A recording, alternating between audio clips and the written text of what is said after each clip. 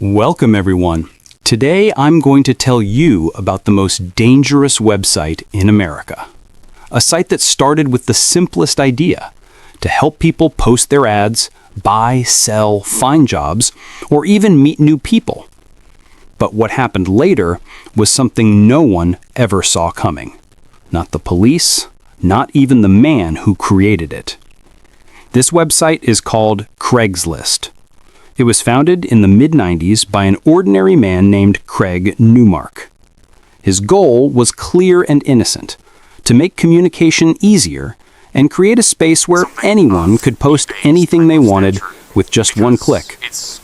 But over time, that simple, safe platform turned into a dark gateway, a place that attracted criminals, predators, and disturbed minds. People who hid their twisted intentions behind normal-looking ads. Imagine logging on just to buy a piece of furniture or look for a job, only to find the person on the other side isn't who you think, but a human monster waiting for their next victim. What you're about to hear isn't fiction, and it's not exaggerated. These are true stories, real events that happened to people who entered Craigslist out of curiosity or need, and left it facing a dark, terrifying fate.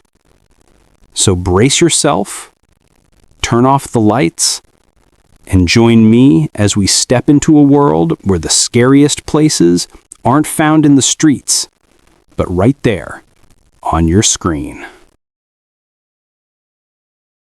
And now, I'm going to tell you 3 true stories that actually happened. Stories that shook the federal police and left the public in shock. Stories that prove evil sometimes wears the mask of kindness, and that what you see in front of you isn't always the truth. And before we begin, don't forget to support us with a like and subscribe to the channel so you don't miss anything new. In the small town of Julian, California, there was a young man named Connor who was looking for furniture for his new apartment. Since he didn't want to buy furniture from big stores at high prices, he decided to browse Craigslist, hoping to find something suitable and reasonably priced. After days of searching, he came across a unique ad: a table, a cabinet, and a television made of high-quality wood. They looked completely new, and what amazed him even more was that all these items were free. Connor noticed that the ad had been posted by a woman named Anna. She mentioned that the reason for selling was that her boyfriend was joining the army and that she would be moving back to live with her parents, so she needed to get rid of the furniture quickly. Connor didn't hesitate to seize the opportunity, so he contacted her directly using the number listed in the ad.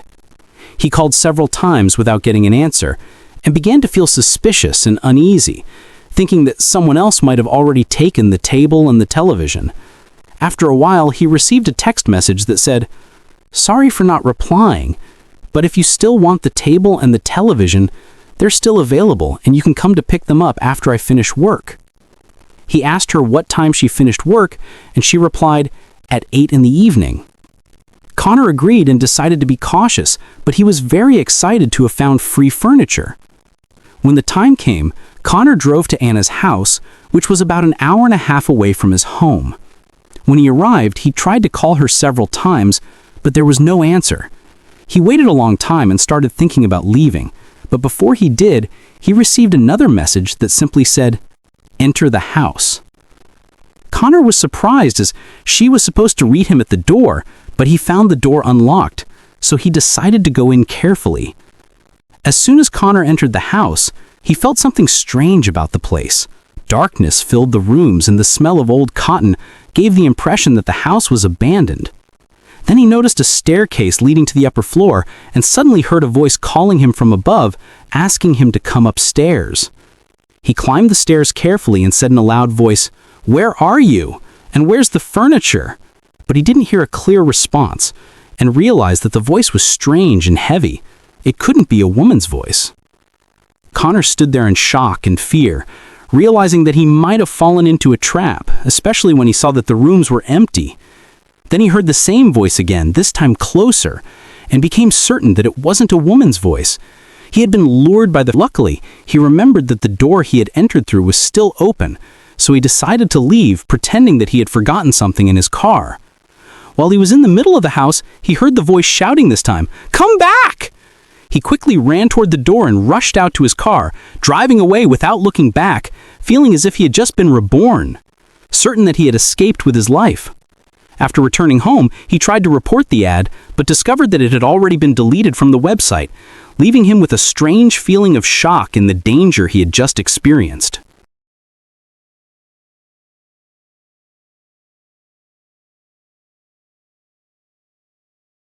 In 2011, a seemingly simple ad was posted on Craigslist, but it marked the beginning of one of the most horrifying crimes in the history of the internet.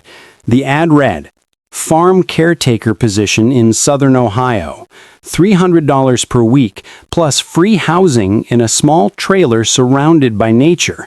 The place is quiet, peaceful, and beautiful. The job of a lifetime." The wording was tempting for anyone looking for a fresh start or a peaceful life away from the noise of the city, but behind that calm offer, a deadly trap was waiting. Several men applied for the job, most of them unemployed or going through hard times, drawn to the promise of solitude. The man behind the ad was in his 50s, Richard Beasley, who introduced himself as a humble farm owner looking for an assistant. With him was a 16-year-old boy named Brogan Rafferty, whom he presented to others as his nephew. They both seemed perfectly normal. Nothing about them raised suspicion. One of the applicants was a man named David Pauly, in his late 40s, who saw the ad as a chance to change his life. He got in touch with Jack, the alias Beasley used, and they agreed to meet for breakfast at a small restaurant in Marietta, Ohio. They chatted over breakfast about the job details, and then Jack smiled and said, "Let's go see the land. You'll get a feel for the place yourself." So they went together, along with the boy, to a remote wooded area. The silence there was unsettling. No sound but the wind and the rustling of leaves. As soon as Scott stepped out of the car, he heard a clicking sound behind him. He turned around to find Jack pointing a gun at him. The first shot misfired, but the second one hit his arm. Without thinking, he ran for his life through the woods, bleeding, gasping, desperate for a way out. He spent 7 long hours fleeing before finally reaching a farmhouse where he asked for help and miraculously survived. After the incident, police immediately launched an investigation, and within days, it became clear that Scott wasn't the first victim.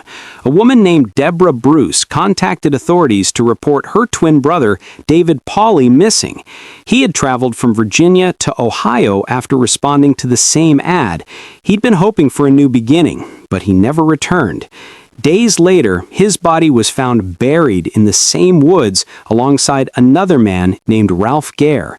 That's when the full picture came together. The ad wasn't for a real job. It was bait to lure vulnerable and desperate men. Beasley and Brogan specifically targeted men with no close family or friends, so their disappearance would go unnoticed. They robbed them of whatever they had and buried their bodies in isolated areas. Eventually, police traced the ad back to the home of a man named Joe Bice. Joe denied any involvement, saying that the person renting his basement had used his internet to post the ad. He only knew him as Dutch. Using phone records, police tracked down Dutch and discovered that he was Richard Beasley, the same man who had pretended to be the farm owner. Survivor Scott Davis immediately identified him as the one who shot him in the woods. Police also arrested the teenage accomplice, Brogan Rafferty, and found weapons and a disturbing poem in his home describing one of the murders. In 2013, the court delivered its final verdict. Richard Beasley was convicted of 27 counts, including aggravated murder, kidnapping, and robbery, and was sentenced to death. His teenage partner, Brogan Rafferty, received a life sentence without the possibility of parole. And so, what began as an innocent-looking online ad turned into a death trap, becoming one of the most terrifying cases in Craigslist history.